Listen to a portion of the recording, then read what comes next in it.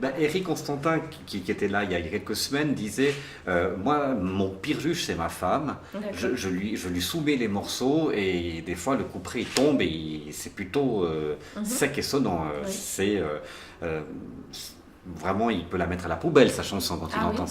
sa femme. Vous avez quelqu'un qui peut vous dire ça? Non, là, écoute, là, tu t'es fait plaisir, ça vaut rien, mets ça de côté. Mais je sais pas si ça aurait tout le.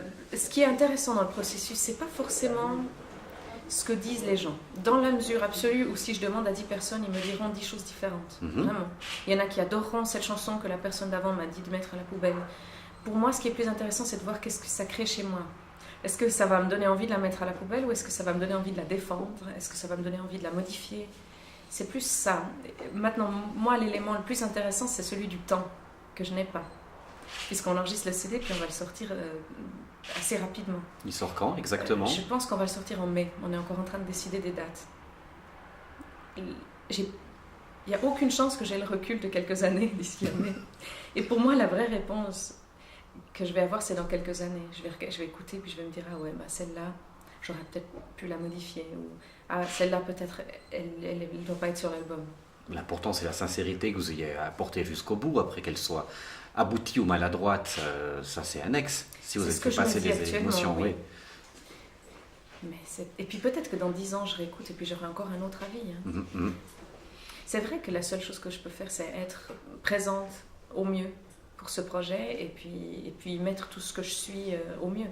Après, ça dépend vraiment de l'écoute, hein, parce que, comme je vous disais avant, celui qui écoute en se demandant comment joue la contrebasse par rapport à une ligne, à une partition, oui, c'est très différent que s'il écoute en se demandant « Ah, waouh, c'est improvisé ».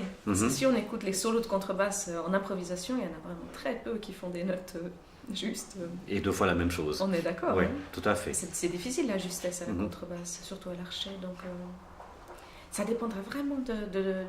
Pour moi, c'est aussi comme ça quand je vais voir un spectacle. C'est très différent si je m'attends à quelque chose ou si j'y vais en me disant je ne sais pas ce que je vais voir, je me réjouis. Esprit vierge, donc on est plus ouvert à des surprises. Et on n'est pas toujours dans la capacité de se mettre dans cet état d'esprit-là. Hein. Donc ça dépend vraiment de ça. Vous êtes très sensible par rapport à ce que vous dégagez justement quand vous faites des concerts. L'image que vous donnez, les énergies que vous ressentez ou que vous dégagez vous-même. Et ça, vous pensez que ça vient d'où cette sensibilité? C'est quelque chose que je cultive. Je pense que je suis comme ça depuis petite. Je suis quelqu'un de très sensible et de très attentif. J'observe beaucoup et je repère beaucoup des émotions, de comment se sentent les gens autour de moi et de comment je me sens. Et puis, c'est quelque chose qui fait et ma faiblesse et ma force. Je suis quelqu'un de très sensible, mais aussi je peux avoir beaucoup de caractère et être très forte.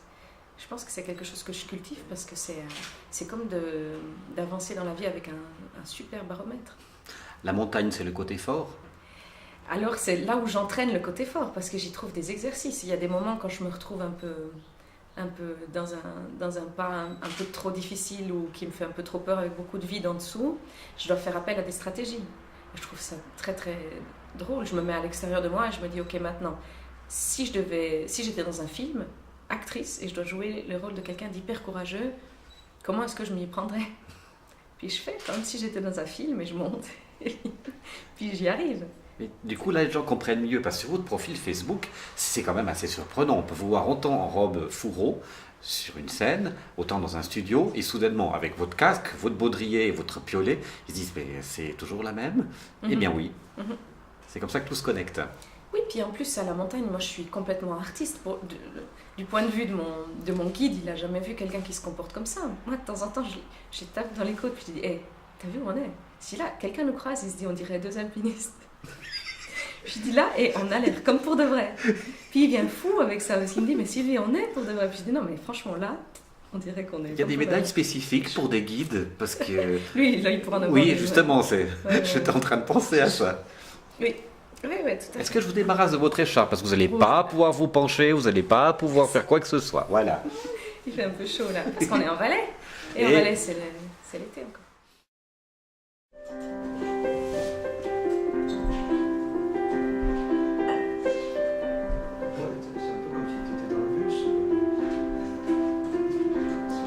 trop pensé.